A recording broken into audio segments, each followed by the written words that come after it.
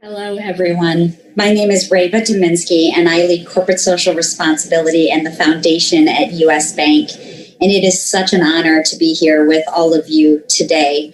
I want to start with a little housekeeping for our session, which is a reminder that if you have a question for our panelists, and they are so fabulous that I guarantee that you will, please input it into the meeting chat, and we'll make sure to try to answer as many questions as you have.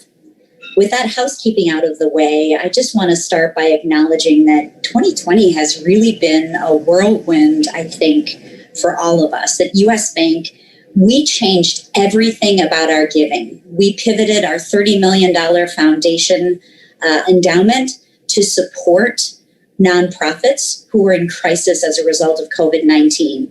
We had about 70% programmatic funding. We transitioned that to 100% general operating. We doubled our matching gifts. We created a site for our employees to engage in virtual volunteerism. We changed everything, and we thought that was a lot. And then in our hometown market, George Floyd was killed. And after his death, we made a series of announcements, which included rebuilding in the impacted corridors where our branches were damaged or destroyed. It also included a lot of internal focus on making sure that we were driving awareness of anti-racism within our own employee community. We also announced a $116 million incremental fund to support access to capital for Black entrepreneurs and small businesses, and a $15 million fund from the U.S. Bank Foundation focused on rebuilding and transforming communities. That $15 million fund was really based on what we heard from the community. The dollars were all given to people of color, to BIPOC-led organizations, prioritizing Black-led organizations. We gave all of the grants as multi-year general operating funds. And finally, we gave every grantee the opportunity to apply for funds to support trauma care for themselves, for their staffs, or for their clients. And we are lucky to have so many partners in this work that are doing the real work of systems change in communities across the country. And I am excited to introduce those partners to you today. I'll start with Ralphine Caldwell, who is the Executive Director of LISC in Charlotte, North Carolina. Adair Mosley, President and CEO of Pillsbury United Communities in Minneapolis, Minnesota. Jose Quinones, founder and CEO of Mission Asset Fund in sunny San Francisco, California, and Paul Woodruff, who is the Executive Director of Prosperity Connection in St. Louis, Missouri. And I don't know we don't have much time, so I'm going to just get right to the first question with our panelists. And Ralphine, we're going to start with you. You are all doing such incredible work to rebuild and transform in the communities that you serve. I'd like you to each spend just a minute or two reflecting on what happened this year in your communities and how that's impacted your work. And again, Ralphine, we'll start with you. Wonderful. Good afternoon, everyone. First, thank you to the U.S. Bank Chamber of Commerce Foundation for allowing us to speak to you today. First, as we all know, our communities, this is a trying time for our communities. Are in great need of housing, health initiatives, education, small business development. We as organizations have focused on a number of key initiatives in this year to assist our communities with thriving, but also surviving during this pandemic. Now that we are going into this next year, one of the things with LISC Charlotte is that when we started and opened our offices last year, our focus was housing. And which led to our initiative, the Charlotte Housing Opportunity Investment Fund. But how did we get here? And the reason that we got here is because of the fact that the professors of Harvard, as well as professors of the University of California, Berkeley, did a study, and Charlotte ranked 50 of 50 of major urban cities in which for economic mobility. And what that means for us and what that meant for us is that a child who is born in poverty in Charlotte, North Carolina, will very likely continue to remain in poverty throughout his or her lifetime. That was a wake-up call for us. And we, after receiving that news and hearing that report, it prompted a call to action from our city government, from our county, from public and private sectors to come together to try to figure out what's the reasons for the economic mobility of our children in Charlotte, and what can we do to be able to move the needle for economic mobility. And in doing so, there was a Foundation for the Carolinas actually did and provided what was called a Leading on Opportunity Task Force. And that particular task force examined Charlotte and examined key things, key determinants in Charlotte that we felt like we needed to look at to be able to, again, move the needle for economic mobility for our children. And regardless of all of the different key determinants that they reviewed, the main thing that came back was the lack of affordable housing in areas of high opportunity, so that children who live in development have access to the same opportunities that children have throughout the entire city. And that was a key moment for us, in which that led us to at housing in a more intentional way, looking at how we actually carry on business, not necessarily the city having a housing trust fund and the county doing their efforts with housing and the private sector. It really brought us together to try to move that needle for Charlotte. Thank you so much, Ralphie. And, I heard there was a compelling data point from the Raj work.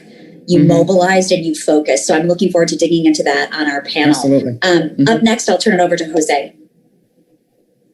Yes, thank you so much for inviting me to this conversation.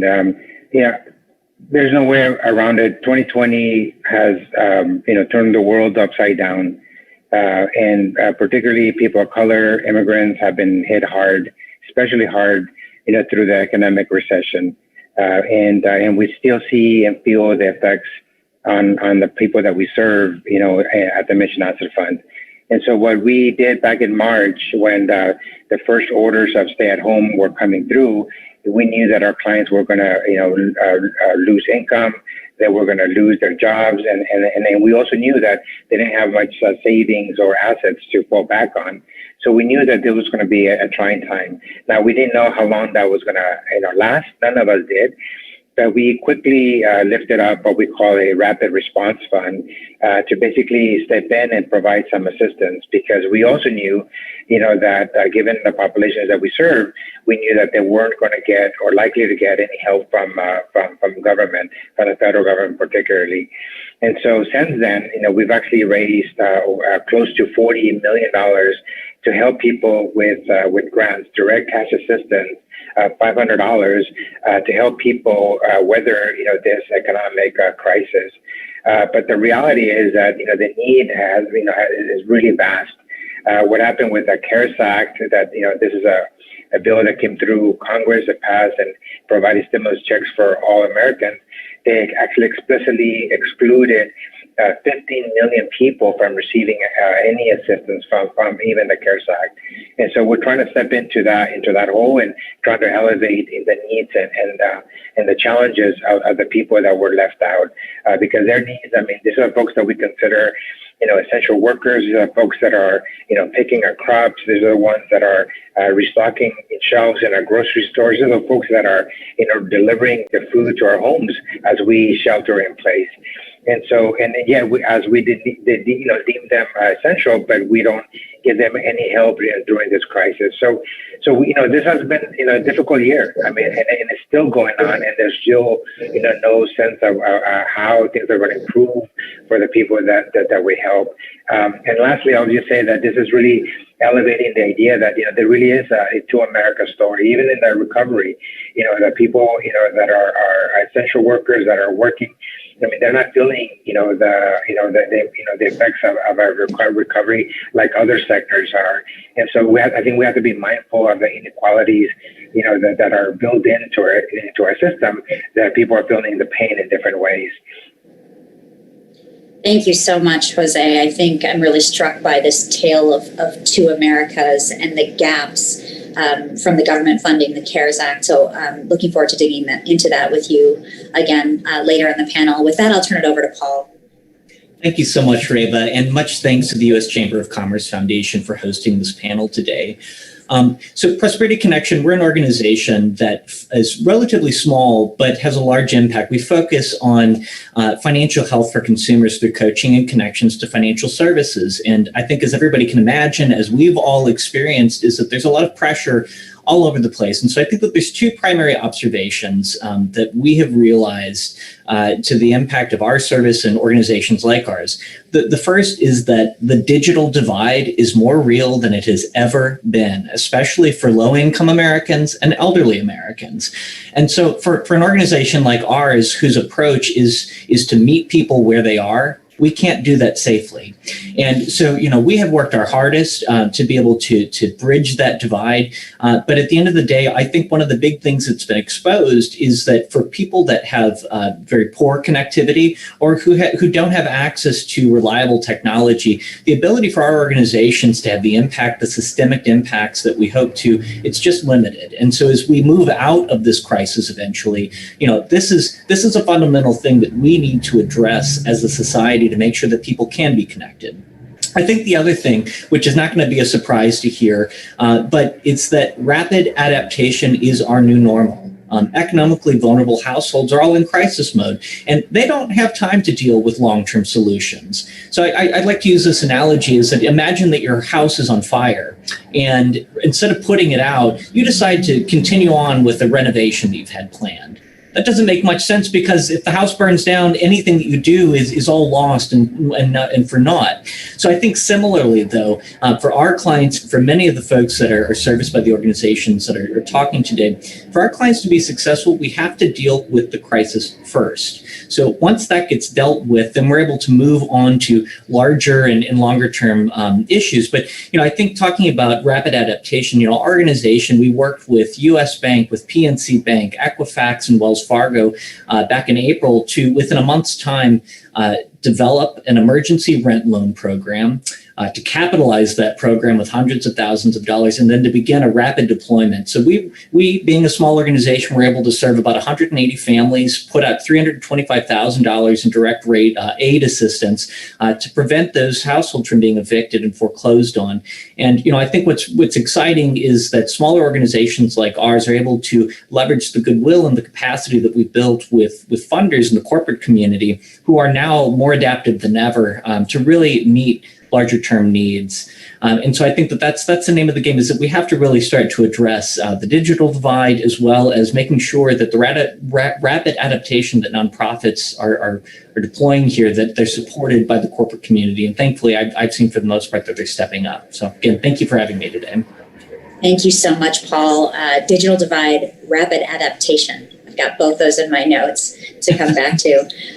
Adair, I'll turn it over to you. Yeah, thank you. Good afternoon, everyone. I have the privilege and honor of leading Pillsbury United Communities, a 140-year-old community impact organization in Minneapolis that's anchoring its work in humility and asking the simple question of people in place, what do you need? And I believe when we ask that question, we will be able to unearth their boundless aspirations and build a more equitable and just society. That for us is undergirded by a vision that every person has personal, social, and economic power. And we're laying the foundation as an organization to ensure that our children have healthy lives, build places of creativity and connection, elevating strong voices, and creating the pathways to a more prosperous future, from education to jobs to economic mobility. This moment, both in a global pandemic as COVID, and then certainly the devastating loss of George Floyd and others throughout our country, has unearthed the broken systems, the continued extraction of people. But I think it has also shown us the resiliency of Black and Brown communities. Despite the overt and covert racism that exists in our society, that they've been able to make a way out of no way. But it has also shown us the fragility of our systems. And I like to say that I think this moment is asking us a question. What does it need from our leaders? Not only as institutions, but also as individuals. And so we have a unique opportunity to be able to redefine the next chapter. And I believe this moment needs us to be radical and disruptive in our innovation and our thinking. and to remove the barriers that stand in the way of human progress, and those individuals that are on an urgent journey to have a more prosperous life for themselves and their children. And so that every day our feet hit the ground, that it's an urgent race, one that cannot depend on increments, but rather disruptive and radical change. And I think here in Minneapolis, one of the things that I've seen the most is that we're embracing that this is a movement and not a moment, and that the movement will require consistent, intentional messaging. It requires galvanization, concentration, solidarity, and proximity to the work. And it requires us to surrender our personal agenda for the common good.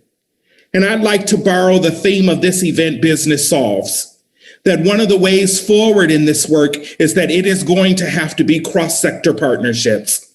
It is going to have to be all public, private, and nonprofit entities coming together to solve the complicated societal inequities that are systemic and pervasive in our society. That this moment will require bold and fearless leadership and individuals and institutions that want to be on the front line of creating a more equitable and just society. Thank you. Wow. Thank you, Adair. I have to say, we are so blessed to have you in our Twin Cities community. And for all of you out there, Adair is leading this charge of a movement and not a moment, and thinking about disruption. And I would echo everything you said. And we are just grateful to have you in our community. With that, I'm going to ask a follow-up question to each of our panelists based on what you've shared. And Ralphine, I'm going to start with you. Sure. You talked about cross-sector partnership in the work, and we all know how necessary that is, but we also know how challenging cross-sector partnership can be. So how did you mobilize this entire community, and how did you bring them together on the issue of affordable housing? Okay, well, first to say, just like many cities, housing prices and rent continues to rise in Charlotte, just as in other cities, but wages continue to remain stagnant. And one of the things that with the report that came from the report is the fact that the city designated about 34,000 units that we are short for for families who are 60% or less AMI. In looking at the report and looking at the reason for the report, and the reason that the community came together, one reason was the police officer shooting that was here in Charlotte. And then, of course, the report that ranked Charlotte 50 of 50. We knew we had to come together, and we knew that it was going to take bold and intentional partnerships to be able to tackle the housing issue that we have here in Charlotte right now.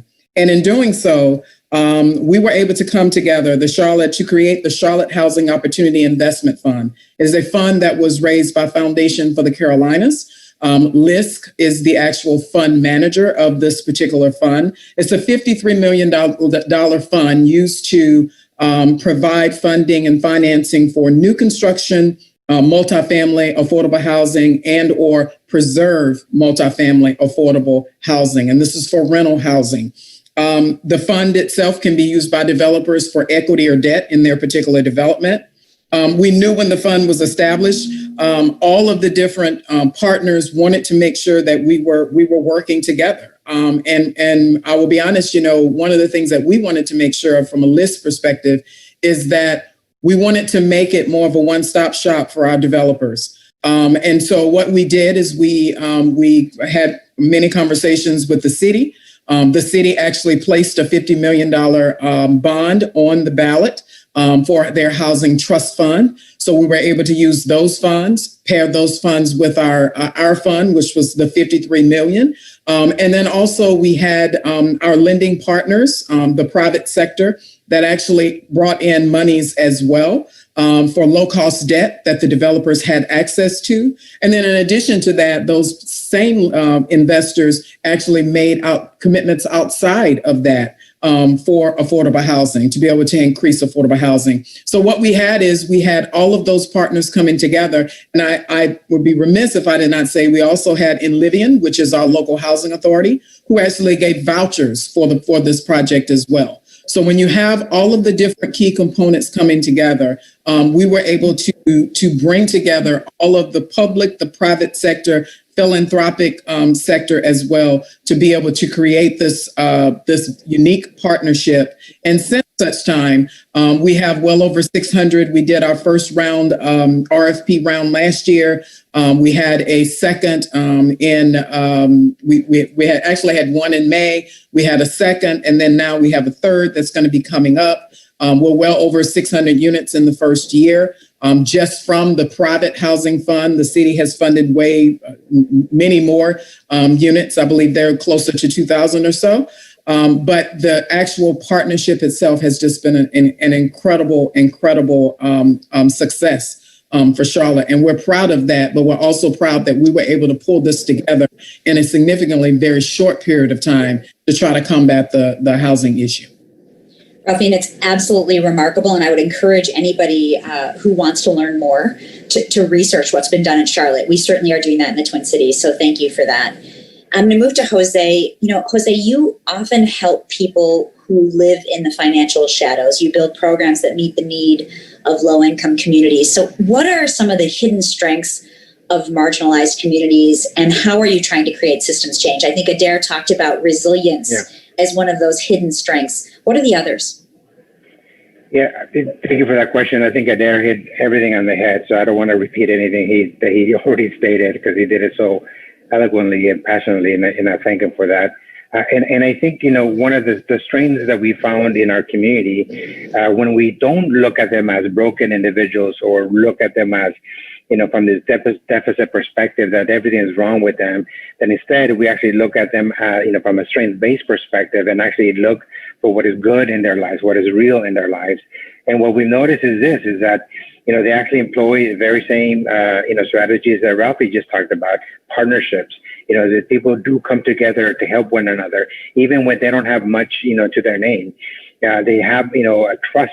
They have relationships, they have community. And I think these are things that we should be thinking about even more so as we rebuild, our economy, rebuild our society, because those are the things that we need in order to glue our, America back together again. Trust, community, relationships. And it's something that, the folks that we work with, immigrants, low-income individuals, are all across the country. This is what they use in order to survive during the hardest of time.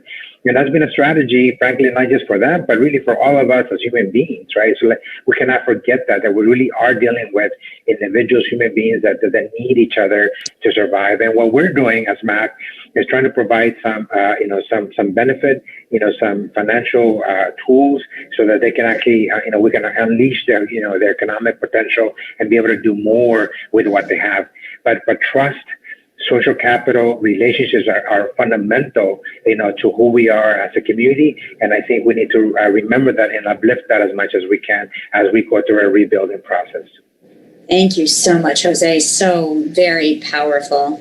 I'm going to move on to Paul, and this is actually one of the questions we received in our chat, so we can address that as well. Paul, with the strange safety net that you described, how do you balance meeting immediate needs with the need to also address and build long-term success and long-term capacity? Yeah, this is the quandary that we're all facing. The social safety net, whether that's from public assistance or it's direct or in-kind services provided by nonprofits in the faith community, it is fraying. And that's because of sky-high demand. And I would say that if we've learned anything from the year 2020, it's that we are living through an equal opportunity experience of crisis management on the part of low, middle, and even high-income families. People who have never accessed a food bank before, they are getting in those lines, or they have been in those lines. Folks that reliably pay their rent, that pay their mortgages, they are missing those payments, or they're just not making them. The impact and strain that's being felt by so many more Americans than is typical is really having systemic shock impact to the basic services providers. And that's because, in addition to regular low income folks that are using those services, you've got people that have never had to that are now. And so, I can talk about problems all day long. I think, though, this is the time where our corporate community, where our philanthropic community, we have to make sure that we double down on reinforcing the safety net so that folks are fed, folks have got food, that they've got shelter, they've got all the basics. But I think we have to have this bifurcated approach, and that being that we have to meet those needs now and make sure that the system doesn't fail. But concurrently, we have to look to the future, because this isn't going to be the last crisis, whether it's another pandemic, it's another global financial meltdown. We're going to be feeling these effects. And so here in St. Louis, as well, in a couple of sister cities, Boston and Atlanta, we've launched in partnership with a number of our partners, the St. Louis Builds Credit Model, or the Builds Credit Model. And really, this is forward-looking. If young people, low-income, middle-income people start off or throughout their lives maintain a strong credit profile, they're going to be better equipped to face hard economic times. They're going to have the financial skills and resources to be able to draw upon. They're going to have connections with financial institutions and other intermediaries that can help them weather those storms. So I think the basic message from this, the lesson that we have to continue to learn going forward, is that we need to address the here and now and the hurt that folks and families are facing. But if we don't look forward to the future to strengthen the systems that will prepare families for what is going to inevitably come, well, then we've missed the opportunity. So now is the time to both address here and now and look to the future. And I think movements like St. Louis Builds Credit and others that are doing that, we're just one little piece. And I'm excited to see that there's interest in looking to the future as we go forward. Thank you so much, Paul. Thank you.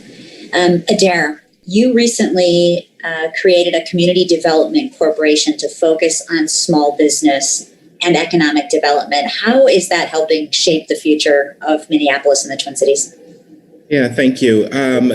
Justice Build Community, the Community Development Corporation that we stood up, I think at its foundation also recognizes the historical and racist and systemic practices that have caused categorical disinvestment in Black and Brown communities. And that's through racist policies like redlining, racial covenants that really centered and concentrated individuals and having downstream effects in our society today around educational outcomes, workforce development, and other things. And Justice Build Communities was stood up following the unrest of George Floyd's murder.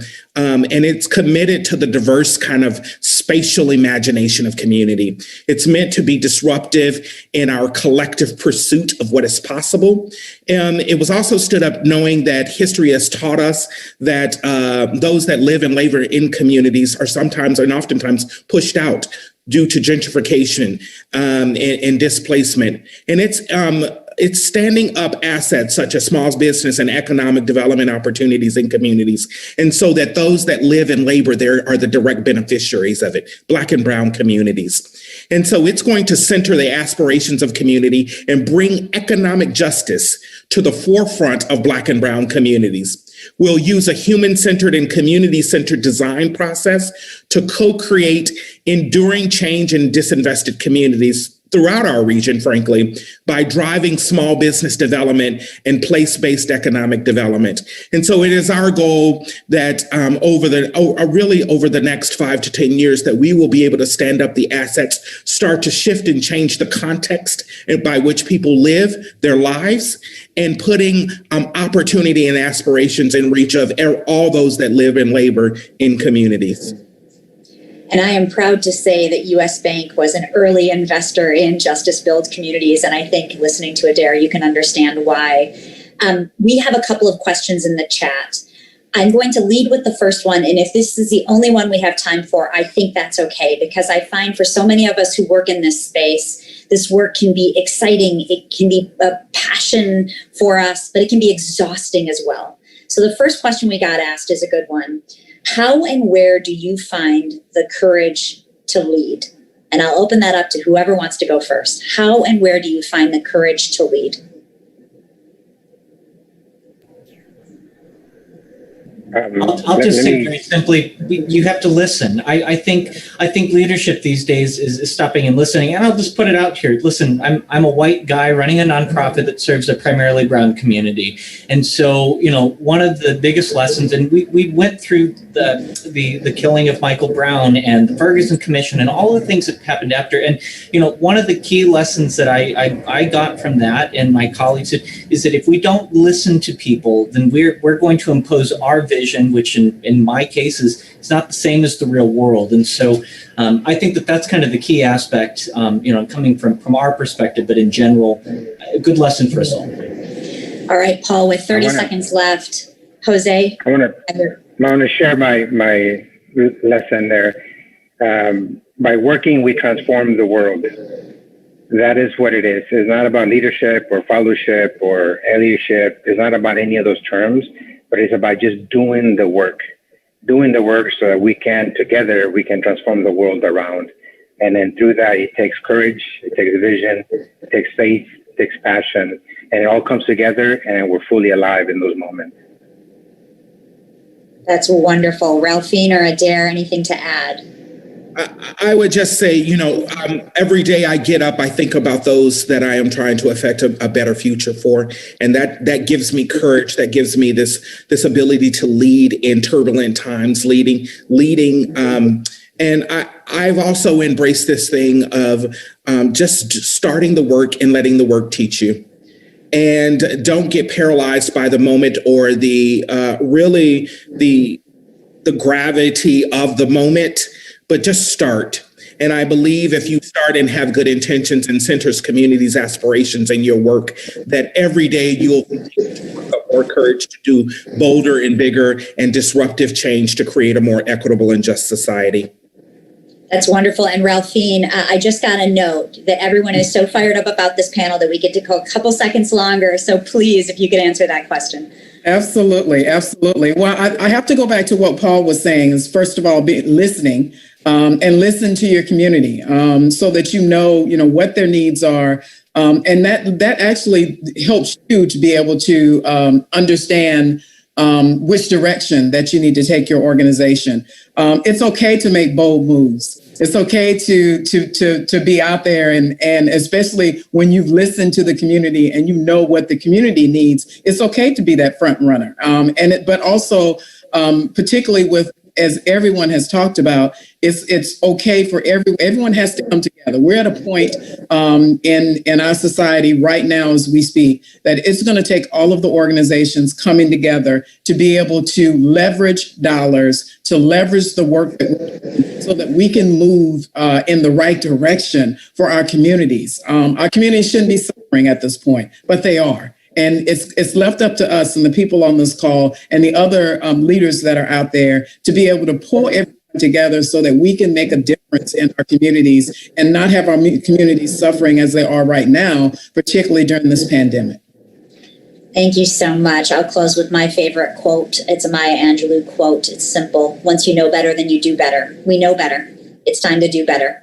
So please join me in thanking Ralphine, Adair, Jose, and Paul. As always, a fantastic conversation. And thanks so much to the U.S. Chamber Foundation for giving us this forum.